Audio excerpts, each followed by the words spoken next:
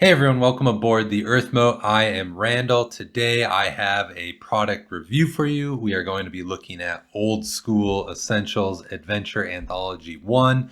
This is a collection of 4 one-shot or few session adventure modules that you can either play as a one-shot or plug into your larger campaign. These originated out of Necrotic Gnome's latest Kickstarter, where they reprinted the box sets of Old School Essentials, and they were stretch goals to create these small adventure modules for them. They grew in size and scope, and as a result, they became big enough to actually make into 2 anthologies. Today, we're going to be looking at number 1. So it's a collection of different authors that have made them. And why don't we go ahead and dive into the product? Okay, so starting off with Anthology 1, we have this great artwork on the front. We can see that our authors are listed at the bottom down there. Starts off with the maps of the 4 different adventure locations. So we have the Jeweler's Sanctum, the Curse of the Maggot God, the Sunbathers, and the Comet That Time Forgot. Credits to the book there. Gavin Norman does a lot of the development and editing of the book, and then there's the different authors, all of which are largely known within the OSR sphere. Great authors. They've done a lot of good work in the past. We have our table of contents, so we can see that each adventure is about 15 pages in length, which is great. It's not too long, but it's gives a good amount of detail on the different locations, so you can check them out with your players and run them and get a decent amount of fun and adventuring time out of the 4 different ones. So not too bad. Introduction gives sort of a high-level overview of the 4 different modules that we're going to be looking at. First up, we have the Jeweler's Sanctum. This is a dungeon for characters levels 1 through 3, designed by Giuseppe Rotondo of Axion Spice. The premise on this one is we have a long-dead jeweler magician, and his grandson is asked the adventurers to go into his grandfather's laboratory and clear out the different strange noises that are coming from within. What is great about all of Old School Essentials adventure modules is they do a really great job at presenting the information and having it in a nice, clean sort of layout format for the dungeon master. There's, we have this map here. It is keyed nicely. We have our tables listed out cleanly. When we get to the map keys, those are descriptive sentences, but relatively short. And there's bullet points and just nice, clean formatting to make it easier for the GM to run at the table, which is fantastic. If you look at something like maybe a Wizards of the Coast module, they're written in a much more kind of long prose format, almost like they're meant to be read rather than referenced and utilized at the table. And I know a lot of people read adventure modules for fun, but it's really nice when you have a company that designs for utility at the table, which is what we get with Necrotic Gnome and Gavin Norman. Going to the next page, we have a brief description of the denizens. In this one, we have a figment of a thief that is long since died, but as sort of this ghostly manifestation within the dungeon. We have the jeweler's apprentice who's been trapped inside a mirror inside the dungeon that the players can interact with and possibly free him if they want. And there are different guardians within the dungeon, mainly the giant spider that is magically bound to an area and has sort of a nice twist to it that we'll get to. And then there's also vermin that have moved into the area, and they're led by a rat queen that has gained sentience. General notes about it, and then we go into the key descriptions. So, like I said, with the Necrotic Gnome products, you get these great keys, good information there, and bullet points to provide you the key information you need. One thing I will say about the Anthology product that is different than their other modules is they don't have shorter snippets of the map throughout the book. They do that in their other products, so you don't have to go flip back and reference to the central map all the time. And I kind of wish they had that here, because I found myself flipping back and forth a lot when I read them to the larger map. I know it's a shorter dungeon, so easier to reference, but that is one thing that is different from their standard product, so just be aware of that. As for the actual dungeon, I really like this one. It has a lot of fun little interactive bits, and and interesting denizens inside of it. So we start off with going into the cellar, and then you go through this sort of winding corridor here. And as you go through the corridor, you get these different clues about the checkered tiles in the hallway as you descend down it. Those checkered tiles, of course, are a trap. So there's different traps here. There's a blade trap, we have an electrocution trap, and a gas trap, and the players need to step on the correct tiles to avoid springing the trap. They do a great job of telegraphing the information. We have things like dried blood stains sprayed around. For the electrocution trap, there's a burnt carcass of a giant rat. And then for the gas trap, we have smell of vinegar. So we have these nice clues that are kind of signposting the traps that we're seeing. And then to figure out how to solve the trap, we had those different smiling faces down the corridor that are colored differently that indicate which tiles that the player should step on to not spring the trap.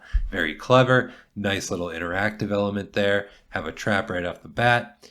Good start to the map. As the players work through it, they run into the cages where the wizard's apprentice is trapped. We have Morlan, who's sort of trapped in this mirror. You can free him by breaking the mirror. Gives us sort of some information on him. He had come back to ransack the dungeon, and he got trapped as he did so. And he's kind of gone insane as a process of being trapped there for decades now. But there is a way to sort of snap him out of that and get his sanity back, if you will, or regain his memory. So if the players find his spell book, they can do that, which is, of course, in a different room earlier on in the dungeon. One thing that I really like is the Queen's Parlor, or specifically the rats that are throughout the dungeon. They can be kind of general vermin, a pretty typical monster for low-level adventures. But Giuseppe gives a nice twist on that, and we have this sentient rat queen who has actually picked up this ring of imbecility that it found within the dungeon, and it made it have an int score of 3, which is normally a bad thing, but for a rat, that's enough to make it sentient and smart, and the queen of the rats. So it has this sort of nice kind of interplay where it's this sort of fun magic item along with this interesting character that is now present in the dungeon.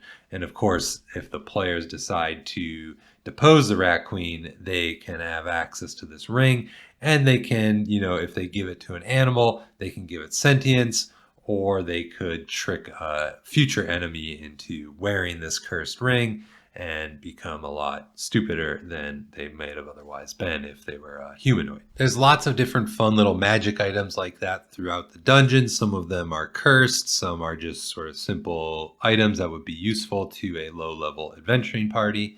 And they can find them as they go through the dungeon, which makes it sort of a lot of fun, collecting the treasure as they go, of course, and sort of learning more about what the jeweler magician was up to.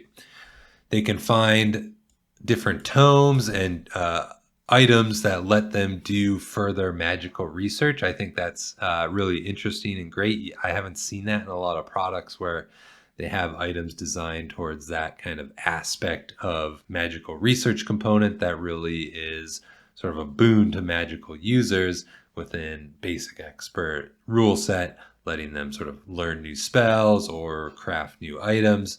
And these tools let them do that a little bit more efficiently. As the players progress through the dungeon, they will undoubtedly run into the hairy guardian, Tarantella, this sort of magically inclined spider that has been bound to guard this specific area of the dungeon. And it has sort of this kind of twist on its poison effect, where most spiders in Old School Essentials or Basic Expert are a save or die type mechanic. This poison causes the affected victim to suffer from painful and jerking spasms that resemble a macabre dance. So they begin to sort of do this creepy dance around the area.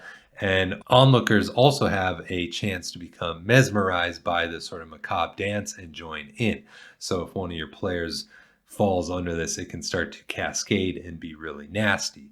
On top of that, the dancing imposes some penalties, and as they dance throughout the room, there is a chance that they'll fall into the different spike pits that are located in the room. So it really starts to kind of compound on the players if they're not careful.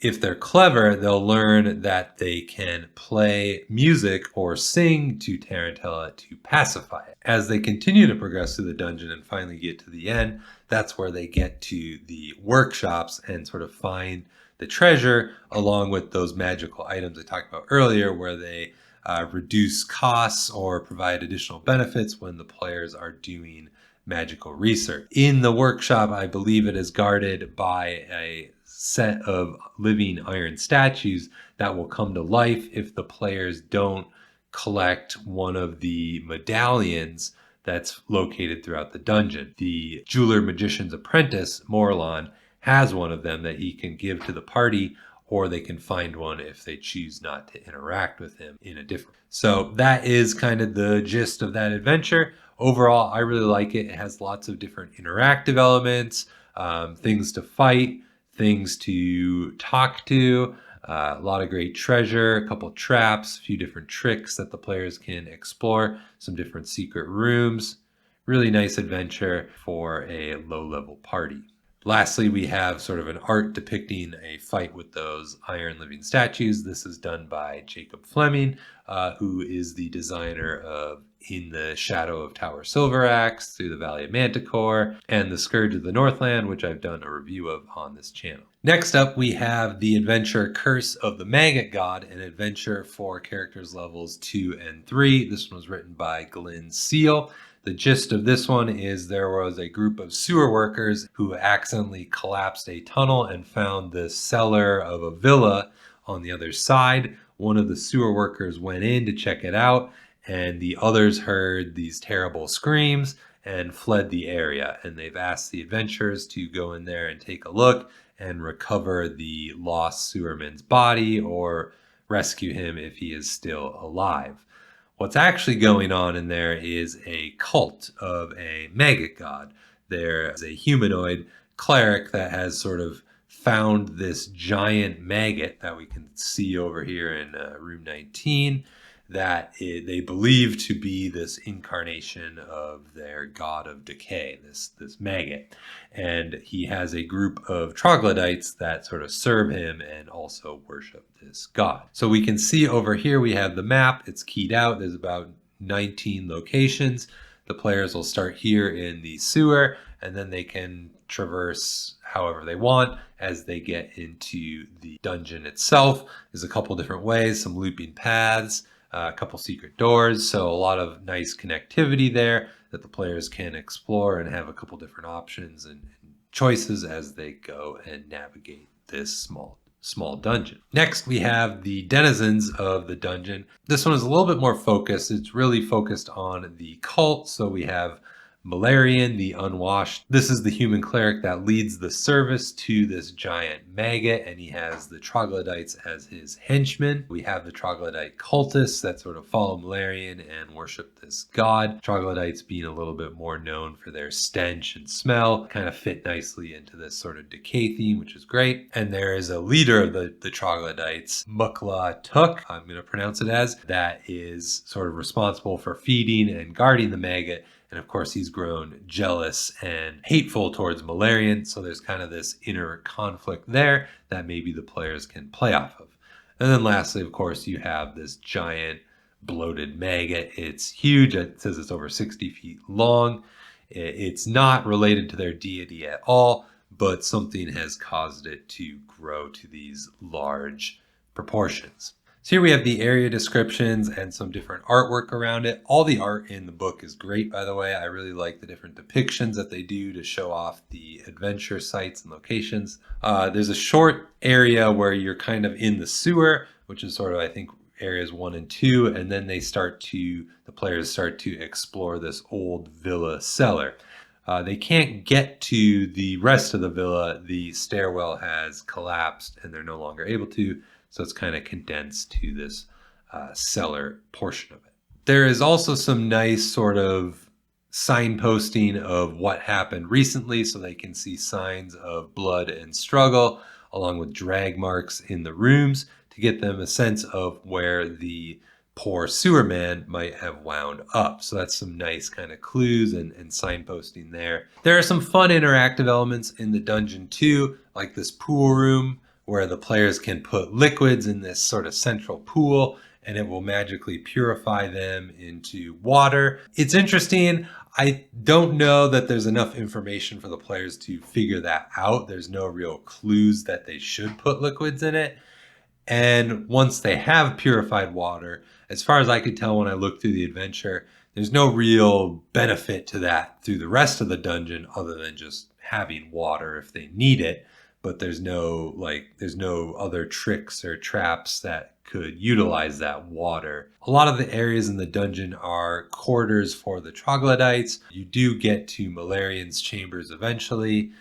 He has some different items of treasure that the players might want to get. He has an interesting wand that can be nasty for the players if they become the subjects of it, where it causes them to sprout these sores and boils all over their body if they fail their saving throw, which causes them penalties to attacks and saving throws for days. So that can be nasty if they're going to try to continue down the dungeon and fighting it at the same time. But interesting if they're able to get their hands on it and turn the tide against their opponent. As they make their way through the dungeon, they'll eventually get towards the end where they have the troglodytes' caves and the leader of the troglodytes, Maggot God, who are there kind of taking over and worshiping this giant maggot. I mentioned a little bit how Maggot God despises Malarian. The one issue I see with sort of that inner conflict is that the troglodytes are likely to just attack the players outright, and they encounter him so much further deeper into the dungeon that unless they go straight there, they might never learn of his despisement towards one another, and they could just wind up fighting him and sort of missing that bit of information. It's up to you as the game master to decide if you want him to outright attack and be hostile, or maybe make a reaction roll to see what he would do. But the way the dungeon's set up, he's so far in that I don't know that that interactive element might come into play. As the players make their way through the dungeon, they will ultimately get to the Maggot God's cave. This is where the giant maggot lives. It's a quite large monster, especially for characters levels 2 through 3, but it is slow and immobile. However, if they get close to it without the silver maggot necklace, it will try to eat them. So they may have to fight it. That's up to them to decide. If they do, that will draw the ire of the troglodytes, who will come as reinforcements to attack the party if they're still around, and that will result in a final pitched battle. The Maggot God is quite nasty. It can swallow characters whole, and even if they kill it, it sort of has this disgusting body rupture at the end where it spills out thick, creamy innards as it's described, and they can be washed away against the walls and take some damage. Quite gross and quite nasty. If the players get to the cave, of course, they can get to Hal, the lost sewerman. So that is who they were hoping to recover. And once they get him, they can either flee, or if they fought it, they can escape. There is a tunnel right behind the Maggot God, so that can make for a quick escape if the players wish to just grab the body and run, which probably seems like the wise choice. Next up, we have the Sunbathers, a level 3 adventure written by Brad Kerr. This takes place on an island of Fos Ameris. This is sort of a Mediterranean-inspired island. A lot of the characters have sort of Greek names or Roman names. So what's happening here is this island was once a famous place of healing. People would come here and seek help from the healers on the island to recover from their ailments.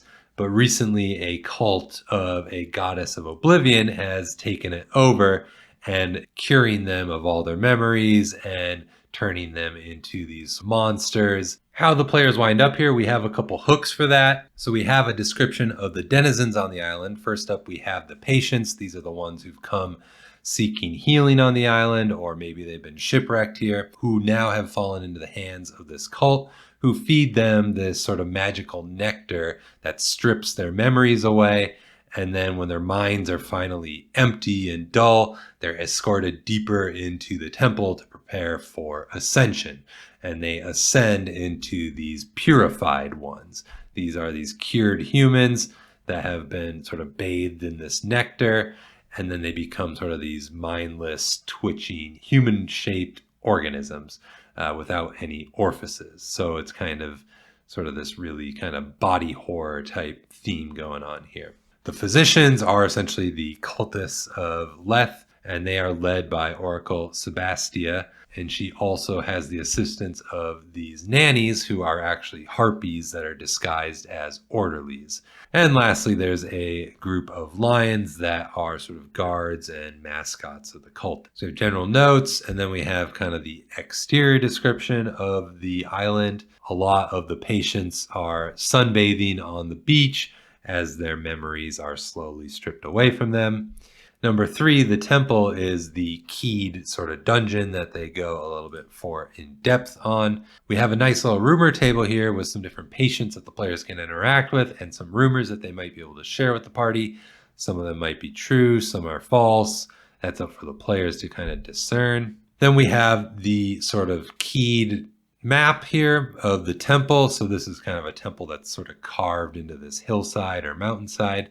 There's some nice looping inside, so sort of only one central entrance into it, although there are different ways to get inside that they note. So there's different windows the players can climb through, or they can go through the roof, down through different skylights. So that is nice that there are actual multiple different ways to enter into the temple. Then we have the interior area descriptions that sort of key the temple for us. The main sanctuary has this large statue that really plays a central role in the story. It has this giant statue that is weeping actual tears, which is this nectar of Leth, which is what the physicians and the nannies are feeding to the different patients on the island to slowly turn them into the mindless ones. And we can see here the nectar of Leth is not something that the players would like to drink because if they fail their save, they start to lose intelligence.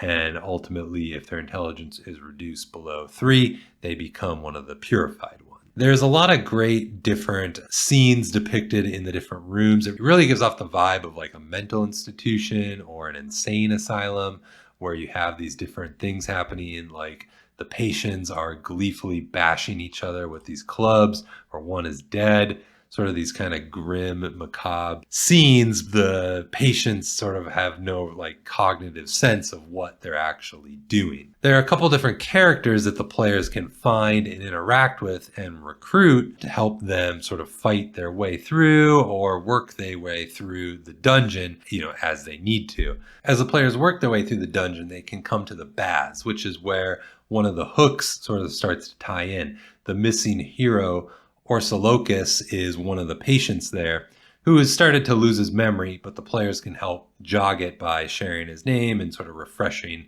his memory on what his identity is. He is, in the adventure module, called out as being too weak to fight. However, that'd be up to you if you wanted to let him sort of join the party and be his 7th level fighter prowess or not. But ultimately, he does have a key to the island. He had this magical ship, if the players find, can let them escape from the island. And of course, he knows about it and how to use it, and he can sort of help them in that regard. So that's sort of a nice clue or piece of information that the players can get access to if they meet the hero. The players can also explore a gymnasium where there is a wrestling champion, Cleostratos, who will fight anyone that comes near him in a wrestling match. There are 3 dead patients next to him already. But if you are able to defeat him, he will come to his senses and he will agree to help the party fight. So that is another different ally the players can recruit as they work their way through the dungeon. Ultimately, the players can work their way to the vault, which has a lot of the treasure that the cult has collected from the patients that have come to the island,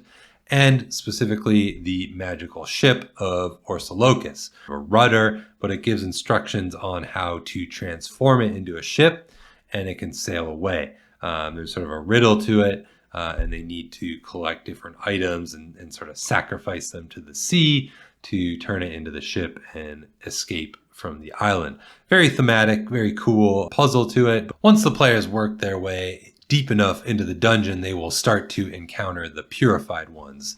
Here's a artwork of one. It's kind of this creepy sort of blob-like humanoid that has sort of no facial features to it. And they'll really start to get a sense about what is actually happening to the patients here on the island. If they work their way in deep enough, they will ultimately come to realize what the purified ones are doing, which are sort of becoming this final form. It's this large orb wriggling mass of these purified ones that the players can try to fight.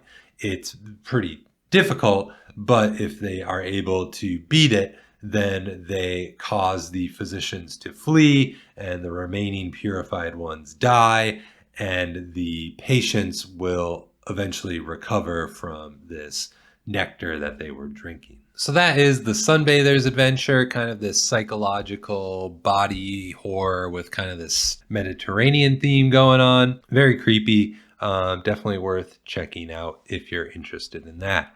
Next up, we have the Comet That Time Forgot. This is a level 9 hex crawl adventure written by DM Wilson and Sarah Brunt. They're the creative minds behind Planar Compass. The premise on this one is there is this comet that is sort of hurtling through the void that has inhabitants on it. They are inhabitants of a planet that was sort of starting to deteriorate or collapse.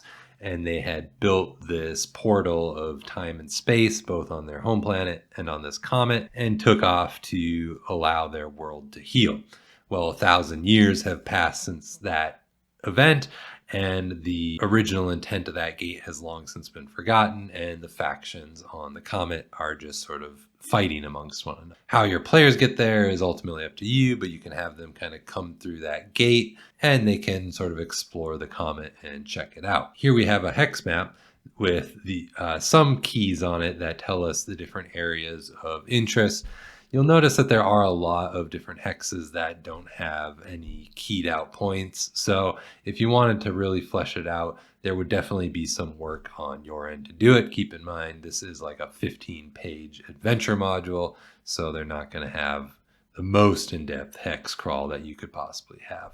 And to be fair, they do call that out, but just keep that in mind with this specific adventure, that if you really want to like build it out, that's going to be on you to add a bit more information there. So we have 3 kind of zones. We have this blue zone, green zone, and red zone. And then there is a little lake or lagoon as well. And there's different random encounter tables for those different zones. So blue is kind of the glacial area. Green is kind of this tropical jungle. And the red zone is sort of these volcanic mountains. And it has sort of this prehistoric vibe to it, along with more magical monsters. So you have kind of the Neanderthals that live in the blue area, and some apes, some sort of more sentient apes. In the green zone, you have these birdmen and lizard men that live there, along with a lot of dinosaurs. And then in the red zone, you have the primary factions are these fire salamanders, these fire giants. And it gives some general notes on them and the denizens here. The only other main denizens that I don't think I hit were the dragons. So there is a pair of white dragons that live in the blue area. And then there are some red dragons, which were pets of the fire giants, which have escaped. We also get some nice information on who their enemies are, so you can start to see how the factions are in conflict with one another. So then we get to the hex descriptions, which kind of share out information on the keyed hexes. And there is a little bit more information here on how to begin the adventure. They recommend starting at Hex 1, which is the Neanderthal city. That is sort of the gate where the portal is, and that's probably where your players are going to come out of. They suggest maybe having a countdown, perhaps. The comet is sort of coming to its end in 2 weeks, so the players have a sort of time limit on what they can explore, and then they need to get out of there before the comet collapses or implodes. So first up, we had the Neanderthal city, which kind of lists out the central characters there, and it gives different quests and services that the players can interact with, and they tie to the different factions on the hex crawl, so that's really great. So the fire giants have kidnapped the princess, so if you want to work with the Neanderthals, you might have to rescue the princess from the fire giants, and they all kind of start to tie into one another. You have the white dragons that are hiding out in this forsaken necropolis,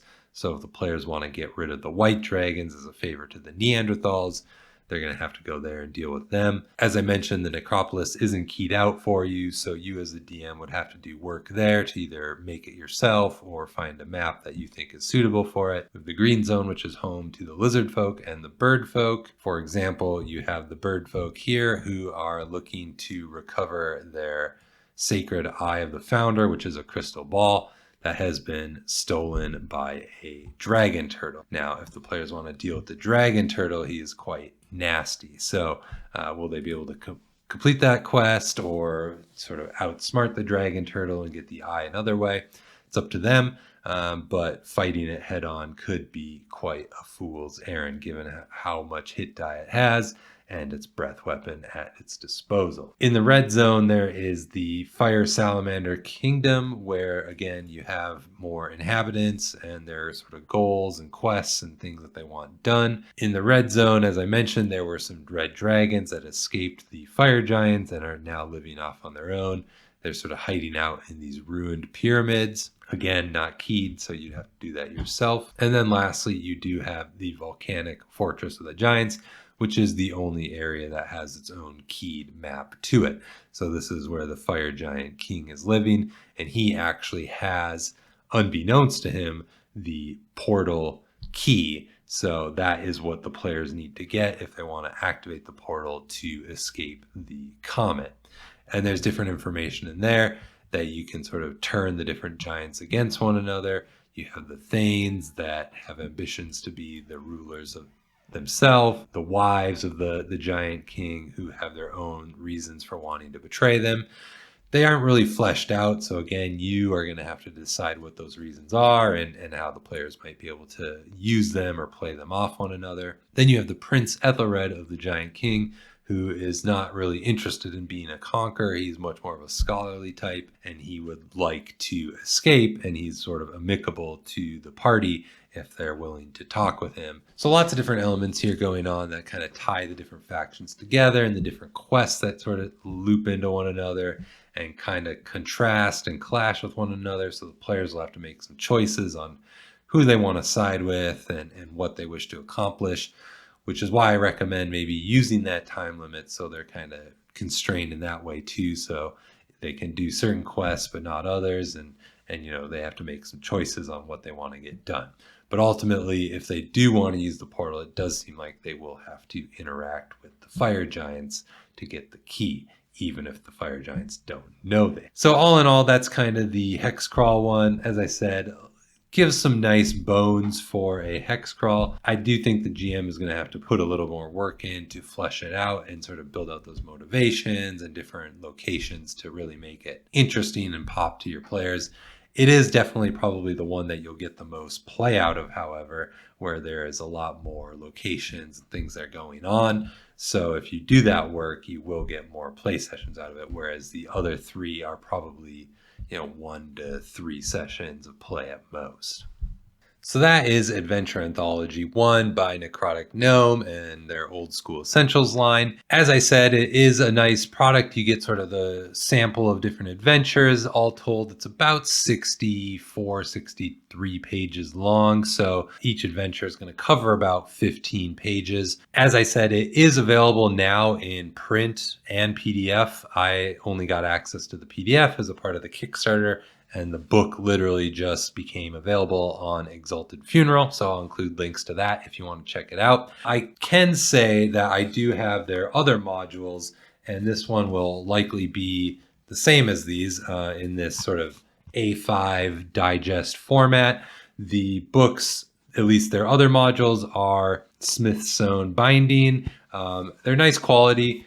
Very durable, and I think, will last you and will hold up quite nicely. So I'm sure that the anthologies are the similar style as their other modules. So The print copy of the book is $20, so $5 an adventure. And if you just want the PDF, that is available for $10. And you can get that on DriveThruRPG. I'll include a link down below as well. So somewhere between $2.50 to $5 per an adventure. I think that's a pretty fair price for 4 adventures. Necrotic Gnome does a good job. They're not to the depth and sort of interactive level of their sort of more full-length adventure modules, but I think they do a good job. Let me know what you think in the comments below. If you liked the video, please give it a like, consider subscribing. Thanks for hopping aboard the Earthmote. I'll see you in the next one.